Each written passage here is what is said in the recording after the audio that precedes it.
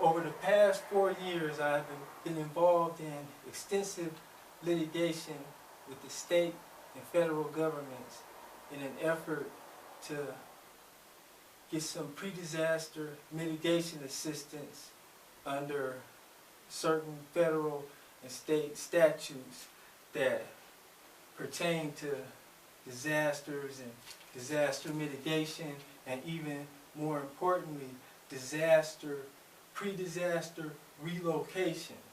See, now, as a result of the extreme shift, by the end of the year, we're going to be, by December 20th of 2013, the Earth's tilt is going to be at 6.66 degrees from vertical. I'm getting my information from the U.S. Naval Astronomical Almanac. Now,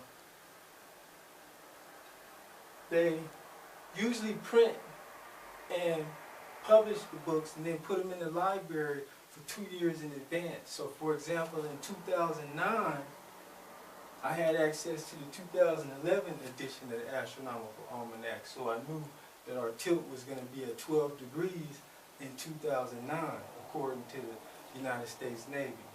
Okay, so that being said, the 2014 edition has not yet been published or printed. It's almost like it don't even exist, so that concerns me. Because I don't know when we're going to hit zero, but I know zero is the day of the Lord, and the Bible gives us explicit instructions on what to do at that time because it describes this event. The reason why the Bible is able to do this is because ultimately the Bible is an astronomical almanac for the 26,000 year orbit that our sun takes around the Milky Way galaxy. The constellations of the zodiac are basically telling a story, and since they are in a fixed position like numbers on the clock, as we make our 26,000 year orbit, we pass under and pass through those constellations. It takes us approximately, on the average, 2,166 years to pass through each constellation in our orbit. That's called an age.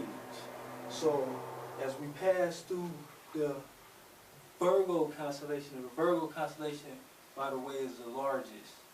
It takes us about 3,000 years to pass through Virgo. Scorpio is the shortest. All right. So there are a lot of people who are born under the Virgin. They're born of a Virgo. The Virgo. All right. Then Leo, etc. All right. So we always know where we are in our orbit because of the fact that when we go around the corners, it causes our tilt to shift from one side to the other because of the centripetal force. So when we see certain constellations in the sky and certain astronomical alignments, those are the signs that God speaks of and what Jesus speaks of and other prophets, and Prophet Muhammad, even in the Quran, speaks of signs that will take place in the heavens. Well, at any rate, the basis of my lawsuit is that the pre-disaster mitigation aspects, which require relocation to a place where we can reestablish a community and get back to normal life as best we can.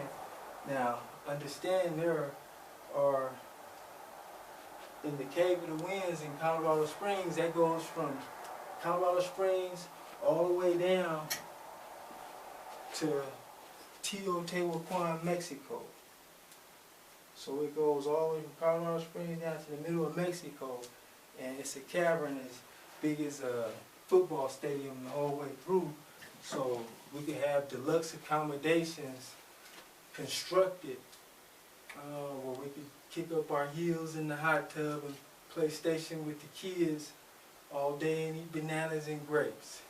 So that's my proposal. And if any of you like to accompany me on my quest, I certainly would appreciate it.